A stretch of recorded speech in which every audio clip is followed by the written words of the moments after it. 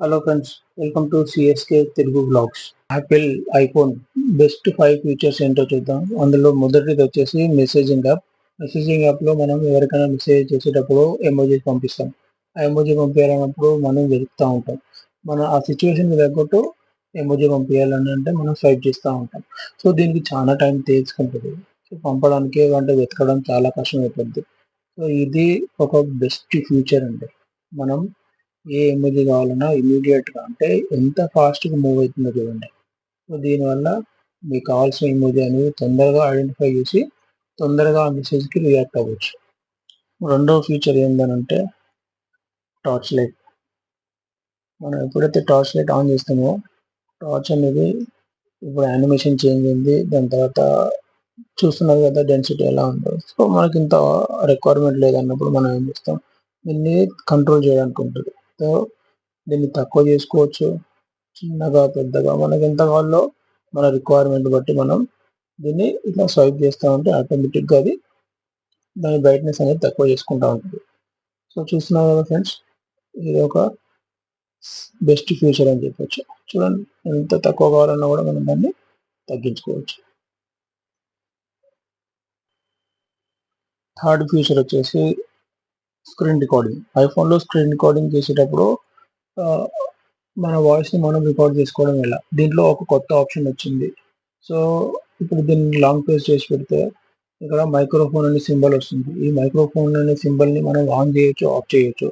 In case మీరు మీ screen రికార్డింగ్తో పాటు మీ వాయిస్ని కూడా రికార్డింగ్ చేయాలనుకుంటే దీన్ని ఆన్ చేయండి. ఆన్ చేసిన తర్వాత నార్మల్గా రికార్డ్ బటన్ ప్రెస్ చేస్తే అది మీ వాయిస్ని కూడా రికార్డ్ చేస్తుంది.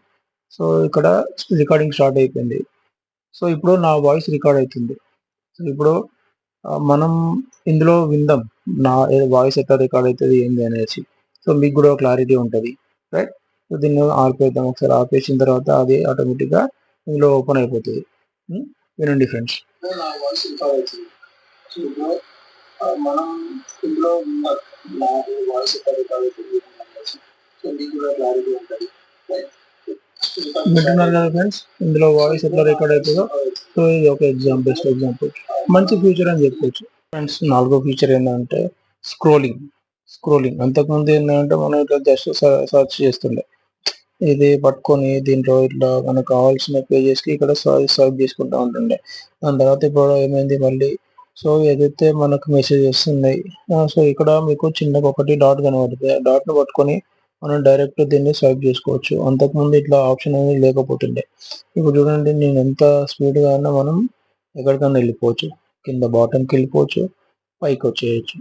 సో ఇది ఒక బెస్ట్ ఫీచర్. ఇక్కడ ఏదైతే మనకి కనబడుతుందో ఈ ఈ ఏదైతే మన షాడో లాగా కనబడుతుందో ఆ షాడోని పట్టుకొని మనం పైకి కిందకి మూవ్ అయిపోవచ్చు. మనకు ఎలాంటి ఇబ్బంది లేదు. ఇది ఒక గ్రేట్ఫుల్ ఫ్యూచర్ అని చెప్పుకోవచ్చు ఫ్రెండ్. లాస్ట్ ఫ్యూచర్ ఏంటంటే చాలా మంది యూజ్ చేస్తారు, బట్ ఐఫోన్ ని టర్న్ ఆఫ్ చేయడం ఒకప్పుడు ఇంకా చాలా ప్రాబ్లమేటిక్ ఉండే. అది అప్డేట్ తర్వాత చాలా ఈజీ చేసింది. అది ఎలాగంటే కంట్రోల్ సెంటర్ నుంచి మళ్ళీ స్వైప్ చేస్తే ఆటోమేటిక్గా మనకి ఈ కంట్రోల్ సెంటర్ అనేది ఓపెన్ అవుతుంది. ఈ టాప్ లో ఏదైతే మన విండోస్ లో వస్తుందో షట్ డౌన్ బటన్, ఆ షట్ డౌన్ బటన్ లాగా కనబడుతుంది. దాన్ని క్లిక్ చేస్తే సరిపోద్ది. చూసారు కదా? సో దీన్ని స్వైప్ ఆఫ్ చేస్తే షట్ డౌన్ అయిపోతుంది.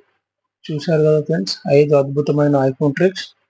ఆ వీడియో నచ్చినట్టయితే ప్లీజ్ సబ్స్క్రైబ్ చేసుకోండి, లైక్ చేయండి. ఐఫోన్ మీ ఫ్రెండ్స్లో ఐఫోన్ యూజ్ చేసే వాళ్ళకి షేర్ చేయండి. Thank you.